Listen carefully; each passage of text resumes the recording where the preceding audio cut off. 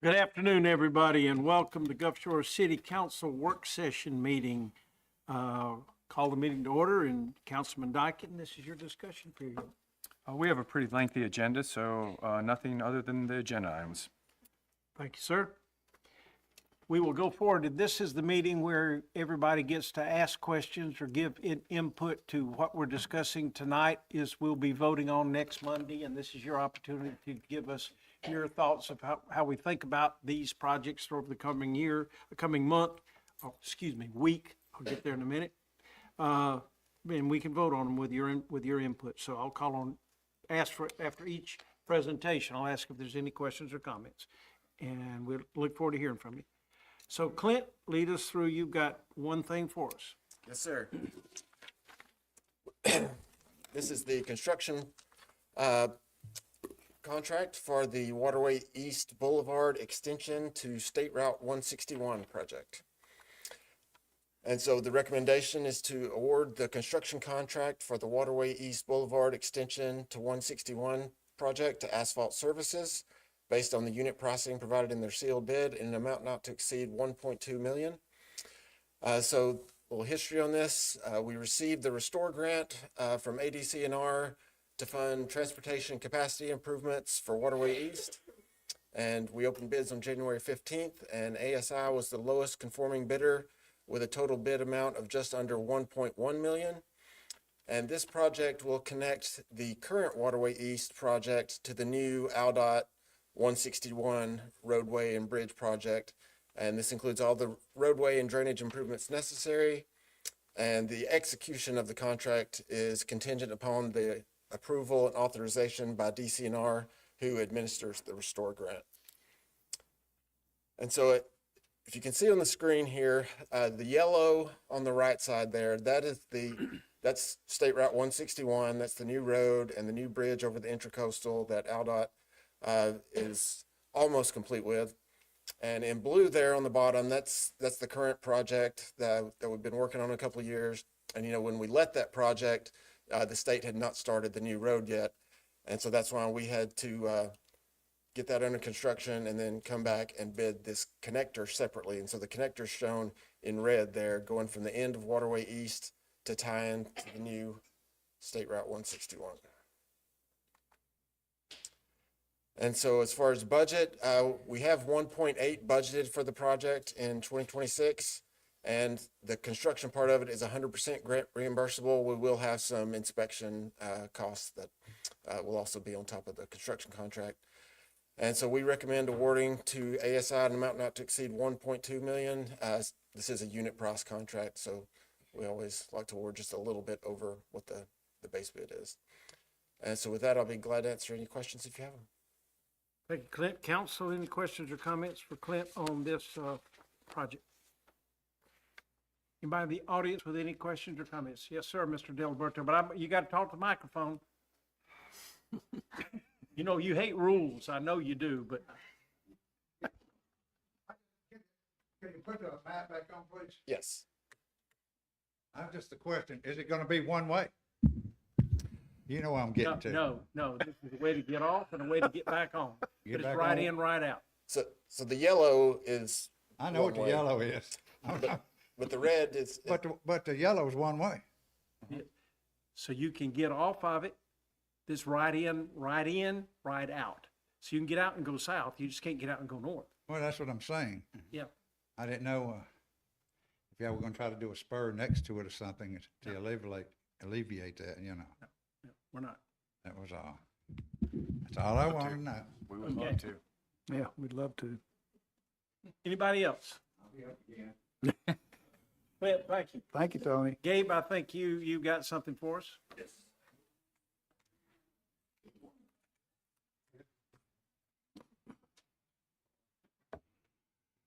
Okay, this item is to authorize procurement of the Justice Center's storage systems manufactured by Space Saver from their regional distributor Patterson Pope for $671,189.85. And it is per the Sourcewell State Cooperative Contract.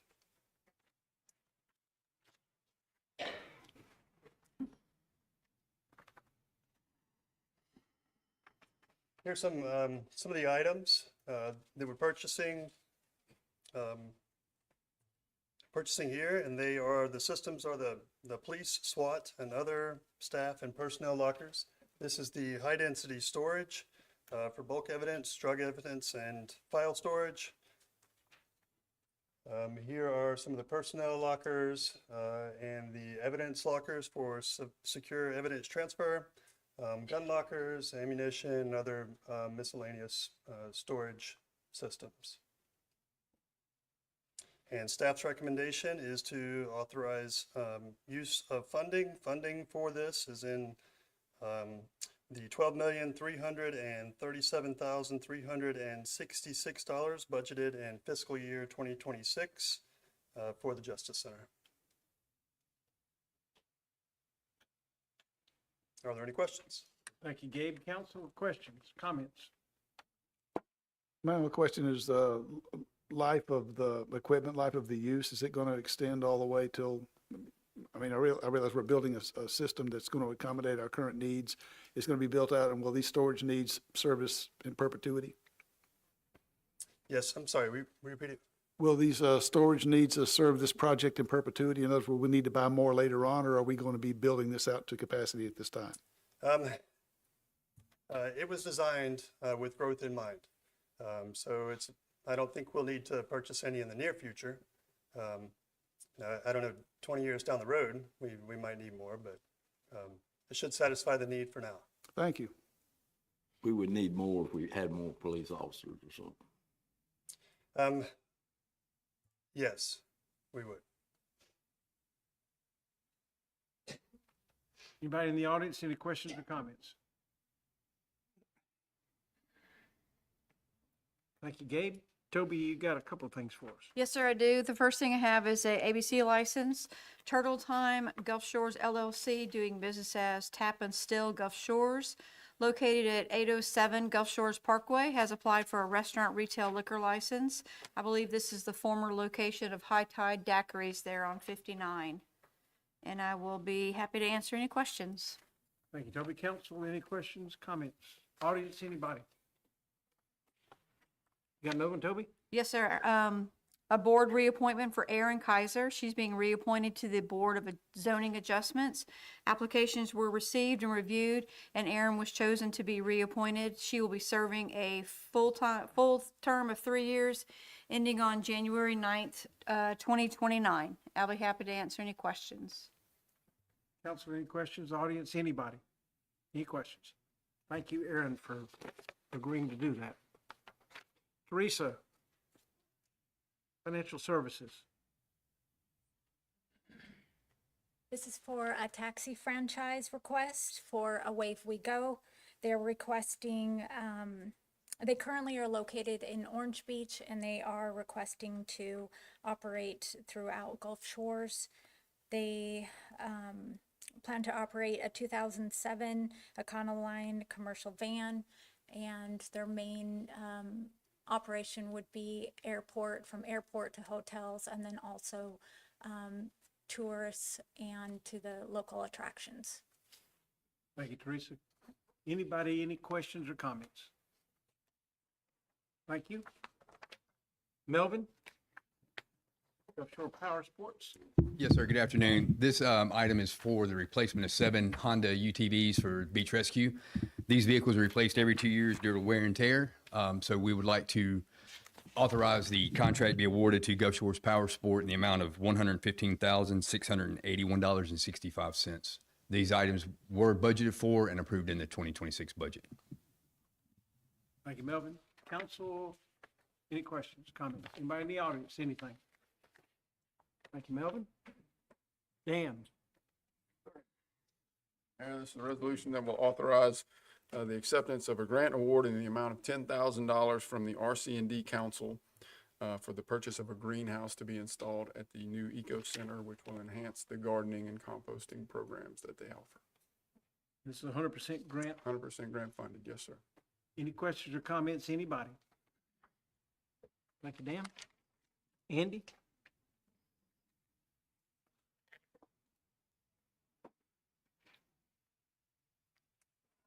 Wish mine were as short as theirs.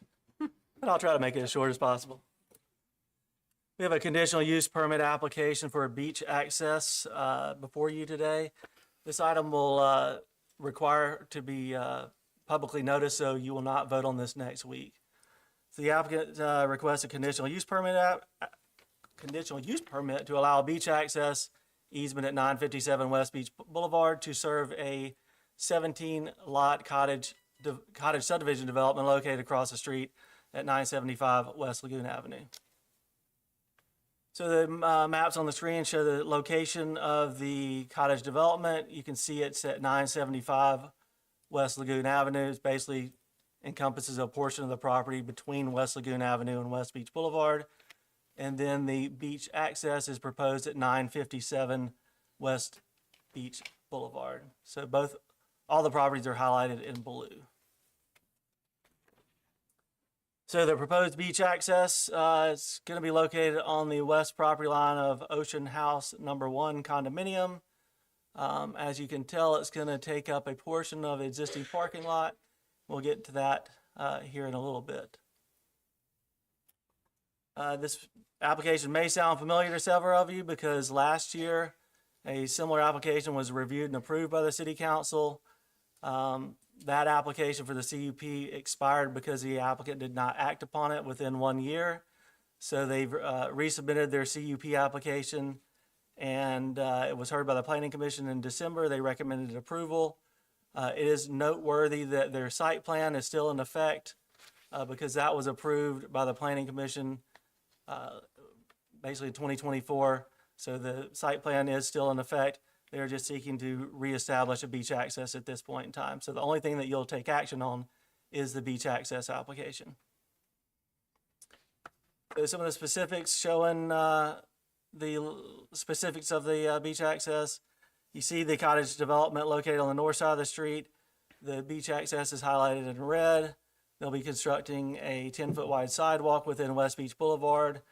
It will kind of terminate into a crosswalk going across West Beach Boulevard to the proposed beach access.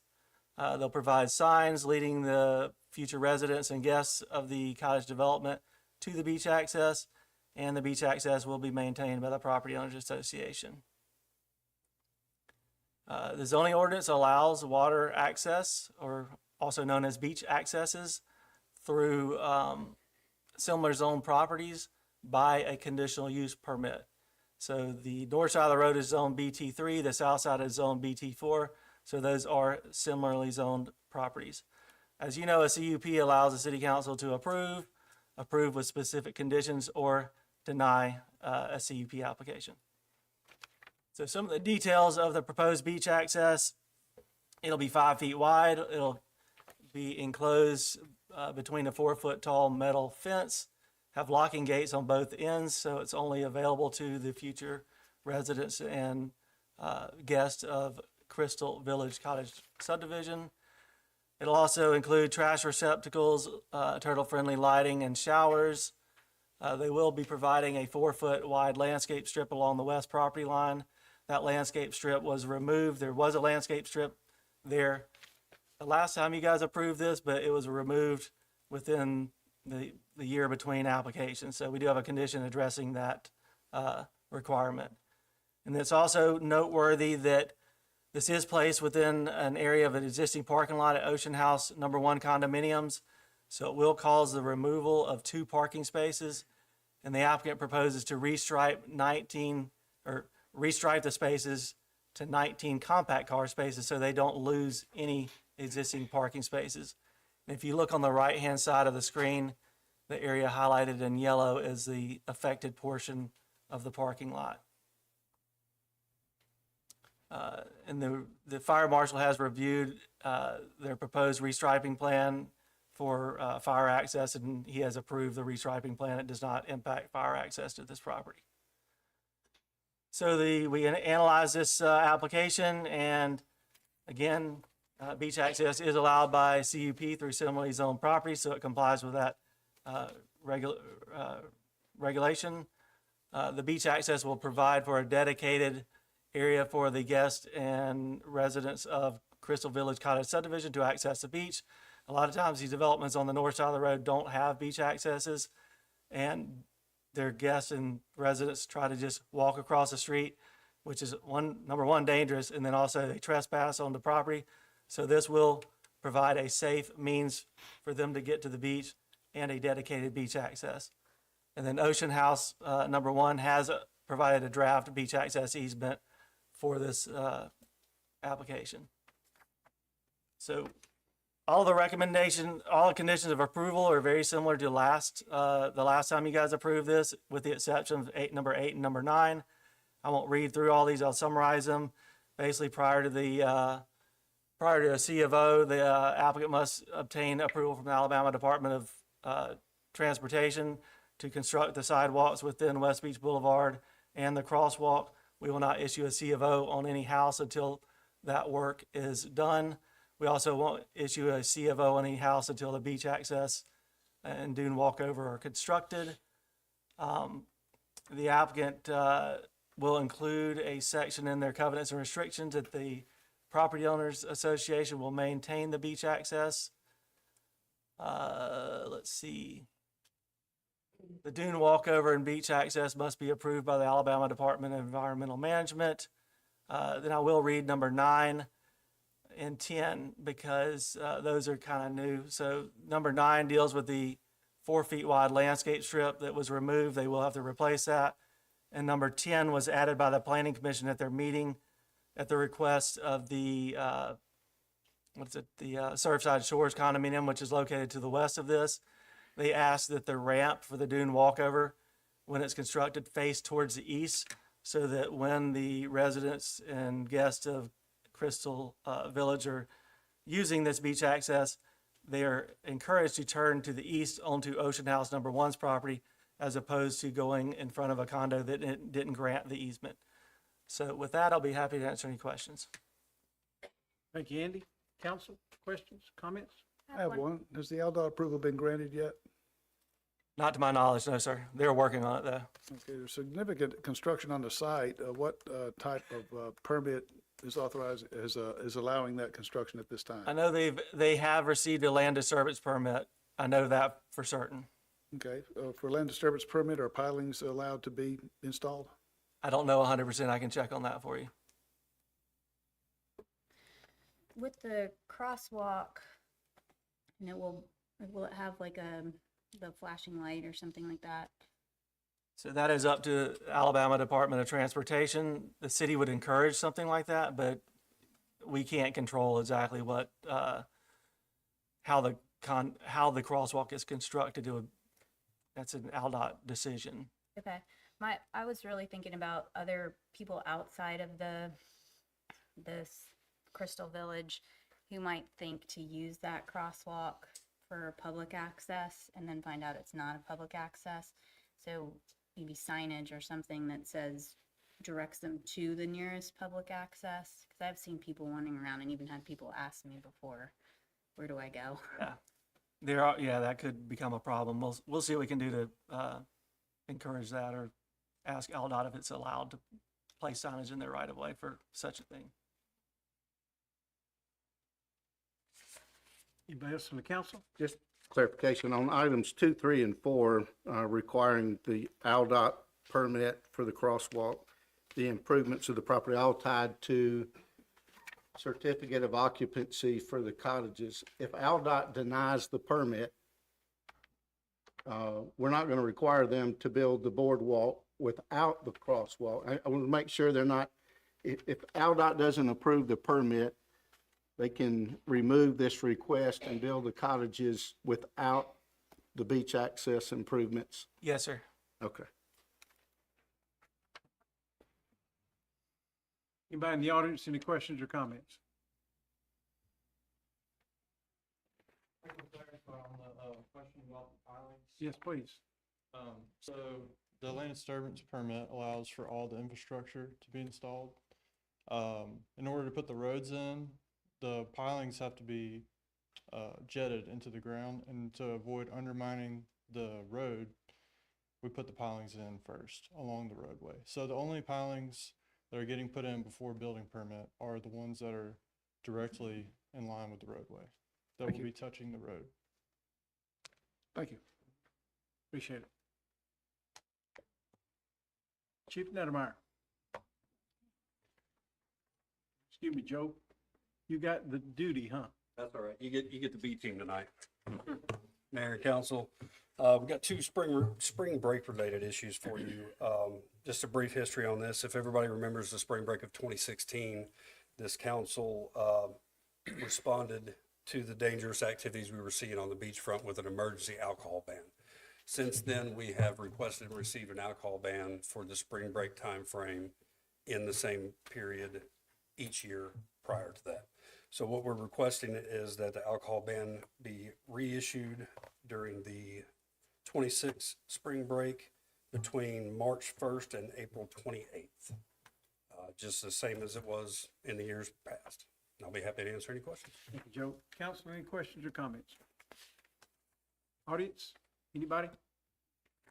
It's really worked well in years past, and it's something that I anticipate we will continue to do as long as spring break continues to bring so many people to town, so. That's Dan, yeah, you're not Dan, you're Joe. I'm reading what's on the top of my page here. That's all right. You got another one? Yes, sir, I do. The next one would allow the mayor to enter into an MOU contract for law enforcement services for the Baldwin County Sheriff's Department to offer us support through spring break and various other activities throughout the year. And we have budgeted the amount of $70,000 to cover these expenses for 2026. Thank you, sir. Anybody with any questions or comments? Thank you, Joe. Grant Brown. 2 public assembly permits. Yes, sir. Good afternoon, everybody. So I have 2 applications that will be on your agenda for approval next week. First is a beach volleyball event. This is the Beach Wars P1440 by USA Volleyball to take place February 21st and 22nd at West Gulf Place from 7 a.m. until 5 p.m. on those 2 days. This is about a 200 team tournament, which is the main reason it's being placed on our beachfront instead of utilizing the volleyball facility that was recently created up at the Sportsplex. Before you on the screen is a map. They've requested a food truck and the courts to be set up similarly to what's on the site map. Sean Weaver, Coach Bryant have been putting this event on for a number of years, and we've had no issues and are recommending its approval. All departments have reviewed and also have recommended approval. Thank you, Grant. Council, any questions, comments? Audience, anybody, anything on this? Got another one? I do. So it is getting close to St. Patrick's Day. So we have before you Papa Rocco's St. Pat's Day pub crawl request to take place on March 17th from 9:30 until 4:30 p.m. The businesses that they intend to would include starting at Papa Rocco's, then moving north up to the Ice House Tap Room, then over to Mudbugs, then Mikey's, Gulf Island Grill, Big Pony, the Hangout, DeSoto Seafood Kitchen, the Steamer and Baked Oyster Bar, and then back up to Papa Rocco's. I think I've got a map here to kind of show you. So over the past few years, our Gulf Shores Police Department worked really closely with JAMA and Mr. Jones, the new owner of the Papa Rocco's, and feel like this is an event that can be hosted safely. And with that, I'll be happy to answer any questions. The recommendation from all staff is, again, to approve this application. Thank you, Grant. Council, any questions, comments? Audience, anybody? That is the end of the agenda as presented for vote for next Monday. And council, any comments from anybody or any additional information?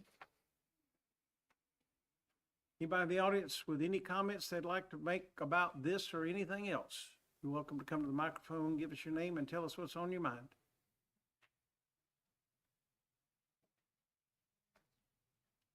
Like a short meeting. So moved. Oh, yeah, please. Sit there, make us wait. That's your cue, Dr. Aiken. Were you asleep? Kevin wouldn't let me get up. Had you blocked in? Good afternoon. Got some exciting news. Recently, we had several of our students were selected for All-State Band. Andrew Byram, Claudia Kelton, Isaac DeJean, Garrett Green, and Laura Laster. And then All-District was Jacob McCrary, Liam Mixon, and Nora Grace Lowry. So we're really proud of how everyone's doing. Our fine arts program is right in the middle of that. So we're proud of this. That's one of the largest numbers we've had with All-State. Absolutely. I'd like to announce 2 new state champions for Gulf Shores High School. And first is Matthew Howe, won the indoor state track meet in the pole vault.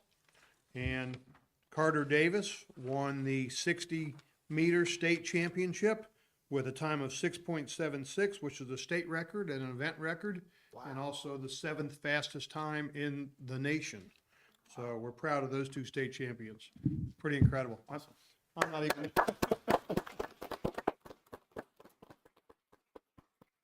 I'm not even the 7th fastest person in my row. So Carter has been dubbed the fastest human in Alabama, and we're very proud of him.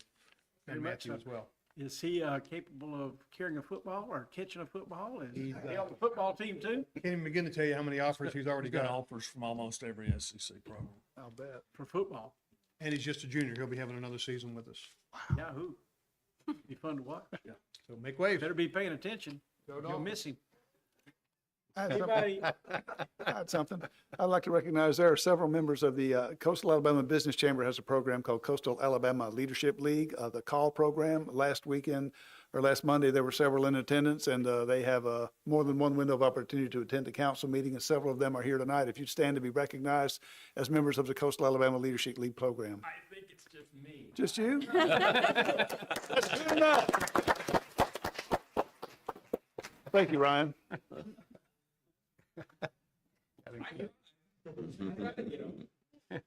Anybody else for anything?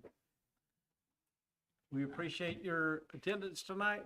Is there a motion we adjourn? Move to adjourn. We stand adjourned. Thank you. Next Monday, we'll see you back, hopefully.